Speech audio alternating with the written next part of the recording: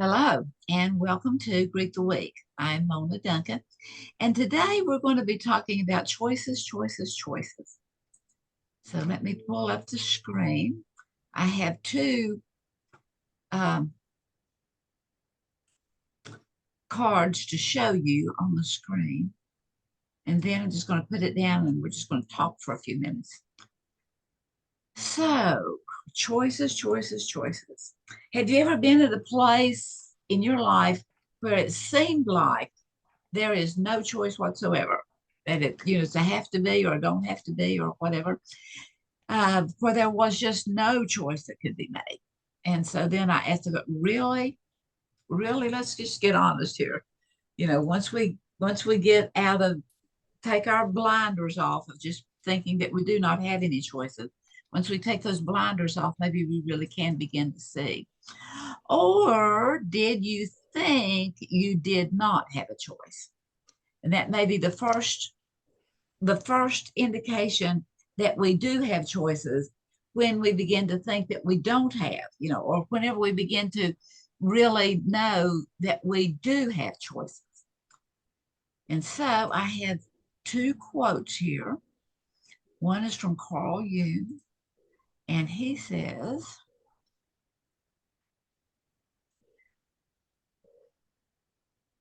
get here in a minute. Carl Jung says, the gold is in the dark. So as long as we keep things closed in and we don't really open up our own thoughts and heart and what's going on and what we want and what's the desire and so forth, as long as we don't, we're staying in the dark. But there's gold in there if we're bold enough to mine for it. And then here's a quote from Ralph Waldo Emerson that I think is so powerful. And he says, or said, still written down, so it is with this calamity. Now, whatever the calamity is, okay? You know if you've been with those or not. It does not touch me. Something which I fancied was a part of me, which could not be torn away without tearing me, nor enlarged without enriching me. It falls off from me and leaves no scar. I think that's really deep, really, really deep, about looking at what all is going on. We'll stop sharing and just chat for a few minutes about some thoughts, and knowing that no matter what it is we're going through, I mean, the news is bad, the weather is not so good in many places, lots of storms and floods and tornadoes and giveaways, the landslides giving away and wars all around and people protesting the wars that are all around, knowing that eventually this too shall pass. And that what is this incident trying to teach you as a person, as an individual? And that we really learn to engage in life as it is now, because now is the only moment that's at our discretion. And so to, have put some music, put some action, put on some music and dance or sway with it, so that our physical being can be in tune, or that we can begin to bring our external emotions and so forth into the rhythm that is deep down inside. And so allow this movement to awaken your energy and to spruce up your spirit and to do something that adds zest to your daily routines. And maybe even just to, let there be light, to put out some candles and begin to, that would help to reflect you. It would also would give more light or something to look at. Give kind of a festive look to your home, to do a little decoration. There's in May itself, there's the Armed Forces Day, and then there's Mother's Day. But there's always something that we could decorate on a little bit that would, kind of raise some spirits. And as a child, I grew up in West Virginia, and we were chicken farmers. We had, well, cattle and animals of all kind, but especially there was lots and lots of chickens, and we'd gather the eggs and take them to to the store, and they were, were sold there at the store. And anyway, one of the things I like to do is just put out on the table, and even a couple of places in the living room or in other rooms, some chicken stuff that's really pretty and decorative, and something that kind of raises your spirits. The theme, whatever theme you may put out, is not important. It's just something that would spark and cheer and kind of luxuriate on the beauty of your handiwork. And then also maybe just to do some reading for pure pleasure, whether it is a comedy where you'd laugh a lot, or a romance novel where you begin to see some things differently, or a spine-tingling mystery novel, or maybe some true life experiences, or even being comforted through Holy Scriptures. Just something that helps us to get more information. And then treat yourself. Begin to look at the fact that, whether you take a cup of coffee or a glass of tea or whatever, and something that's special to you. Wear a colorful scarf, or do something that makes you feel special. That and then always, always, always maintaining an attitude of gratitude. To begin to think of 1, 2, or even 3 things of which you are thankful for, and do that every day. And not to repeat what you've said before, but look at how you can see something a little bit differently, to have another attitude of gratitude.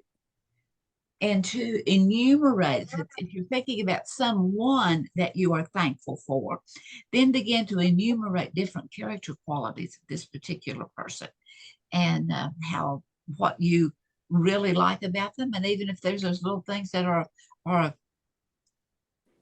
of a twerk or a dislike, realize the fact that that person does have worth and value. And then several years ago, I began looking at what I wanted to do and who I wanted to be. And I have a tendency to go through things that I have written or things that I have read that really means a lot to me. I put it aside into a box. Well, I may make a copy of it to keep in the box, because the rest of the things would be filed in a file that has the name of whatever it is there. But I like to put it in these boxes, and I probably have, I would think 75, 80 sheets of paper that periodically over the year, I will read every one of them or reread every one of them again, sometimes 2 and 3 different times, because there are things that have meant so much, whether someone else said it that really resonated, or whether it's something that I have come up with that continues to resonate, that I'll read it again and again and again. And I think I have like 2 here that I want to share with you.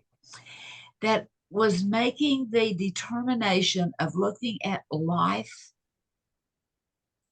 pets, plants, people, the universe, and seeing the divine in it, seeing the holy, seeing the pure, seeing the good.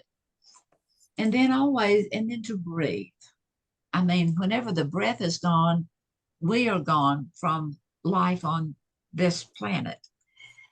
But as we begin to breathe in and breathe out, and to breathe in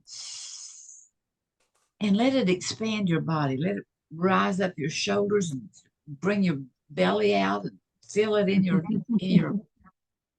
chest.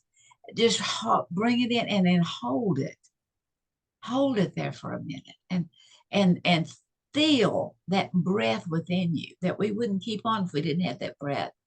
And then exhale slowly, and as you're breathing out, release whatever it is that no longer serves you, whether it is frustration, whether it is anger, whether it is just whatever. Just breathe out what no longer serves you.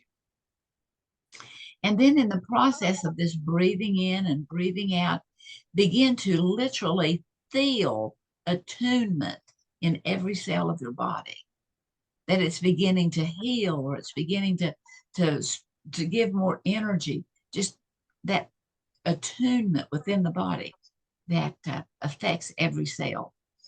Dr. Meg Lucy talks about the DNA with its 4 amino acids, And that whenever something begins to change in the body, as though those cancer nuggets begin to bud and bloom. There are many things in our bodies that never begin to grow, but then there are things that for some reason have a trigger and they do begin to grow. And so those 4 amino acids with the DNA, whenever there's a change in the body, the RNA needs to give the message to the DNA so that it can all work together as a unified whole. And so that's good to begin to thinking, what's going on here, and then literally telling your RNA to talk to the DNA so that all of your chemicals can begin to come in alignment for more energy and more health. And then always, always, always pay attention to what is going on now. What is going on now? Because this is the only moment that we have at our disposal. So, got one more little thing here to share with you. It's a poem that I wrote some time ago. And it is, when you're feeling down and all alone, and your faith in tomorrow is gone, without the night, the sun would seem dim, and thorns are found on a rose's stem. It's stones in the brook that creates a song as the waters flow merrily along. And roots grow deepest in the winter's frost. When it seems like things are really dying out, those roots are growing deep. So cheer up, my child.